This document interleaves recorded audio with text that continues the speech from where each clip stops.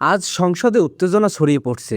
কিছু সংসদ সদস্য স্পষ্ট জানাচ্ছে তারা রাষ্ট্রপতির ভাষণ শুনতে চান না। একই সঙ্গে চলছে জুলাই সনদ বাস্তবায়ন ও সংবিধান সংস্কার নিয়ে তীব্র আলোচনা। আর লাইভে মুখ খুলছেন বাংলাদেশ ক্রিকেটার তারকা সাকিব আল হাসান। কি বলছেন সাকিব, চলুন আমরা আজকে জানি। সংসদে আজ দেখা গেছে কিছু সদস্য রাষ্ট্রপতির ভাষণের বিষয়বস্তু নিয়ে বিরোধিতা করছে। তারা বলছে, আমরা এখানে ভোটের প্রতিনিধিত্ব করি, কিন্তু ফ্যাসিস্ট বা বিতর্কর বক্তব্য শুনতে চাই না। বিরোধী দল দাবি করেছে যে জুলাই আন্দোলনের দাবি দ্রুত বাস্তবায়ন করা উচিত, আর কোনো বিতর্ক বা বিভ্রান্তিকর বক্তব্যের জন্য সংসদকে ব্যবহার করা উচিত নয়। স্পিকার সংসদে বলেন, সংসদে বক্তব্যের সময় সবাইকে সংবিধান ও নৈতিক সীমার মধ্যে থাকতে হবে।